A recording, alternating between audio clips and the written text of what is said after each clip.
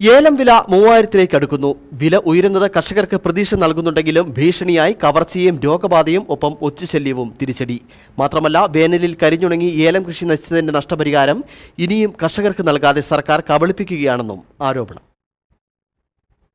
2 മാസം മുമ്പ് വരെ പരമാവധി 2000 രൂപ വില ലഭിച്ചിരുന്ന ഏലത്തിന്റെ വില കഴിഞ്ഞ ദിവസം 3000-ലെത്തി. കുറ്റടി സ്പൈസസ് പാർക്ക് നടന്ന ലേലത്തിൽ 3200 രൂപ വരെയാണ് രേഖപ്പെടുത്തിയത്. ഇതോടെ കട്ടപ്പന, നെടുങ്കണ്ടം, ശാന്തമ്മാറ, കുമളി, ഉപ്പുതറ എന്നിവിടങ്ങളിലെ പൊതുക്കമ്പോളങ്ങളിൽ 2700 രൂപ മുതൽ 2900 എന്ന തോതിലാണ് വില ലഭിക്കുന്നത്. ഏറെ താമസിയാതെ വില 3000 കടക്കുമെന്നാണ് ഈ രംഗത്തെ വ്യാപാരികൾ പ്രതീക്ഷ പ്രകടിപ്പിക്കുന്നത്. വിവിധ കാരണങ്ങളാൽ ഉൽപാദനം ഗണ്യമായി കുറഞ്ഞതും കയറ്റുമതിയിലെ വർധനവുമാണ് വില ഉയരുന്നതിന് കാരണമായി ചൂണ്ടിക്കാണിക്കുന്നത്. കൊടും വേനലിൽ സംഭവിച്ച കൃഷിനാശത്തിൽ കരകയറാനുള്ള ശ്രമത്തിലാണ് ഓരോ കർഷകരും. കൊടുംചൂടിൽ കർഷകരുടെ നഷ്ടം കണക്കാക്കിയെങ്കിലും 1 രൂപ പോലും സർക്കാരിൽ നിന്ന് ഇനിയും ലഭിക്കാത്തതും കർഷകർക്ക് പ്രതിസന്ധി സൃഷ്ടിക്കുന്നു.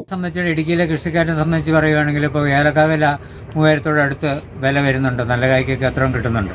ശരാശരി 2500 മേളിലുണ്ട്. നല്ല വിലയാണ്. പക്ഷേ കർഷകരെ സംബന്ധിച്ചുള്ള കഴിഞ്ഞ വേനലിൽ 80% ആൾക്കാരുടെയും ഞാൻ ഉൾപ്പെടെയുള്ളവരുടെ 80% കൃഷി നശിപ്പിച്ചു പോയിട്ടുണ്ട്. വില കൂടുന്നുണ്ടെങ്കിലും കർഷകർക്ക് പ്രയോജനമില്ലാത്തൊരു അവസ്ഥയാണ് ഇപ്പം നിലവിലുള്ളത്.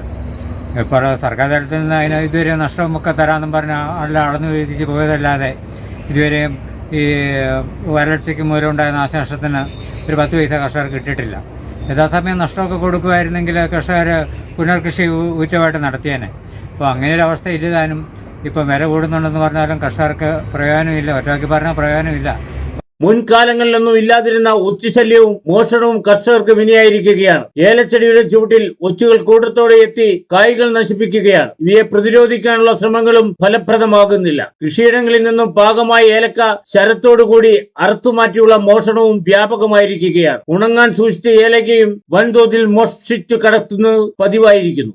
ഈ സംഭവങ്ങളും വർദ്ധിച്ചു വരികയാണ്. അതിനാൽ വില ഉയരുന്നതിന്റെ ഗുണം കർഷകർക്ക് ലഭിക്കുന്നില്ല.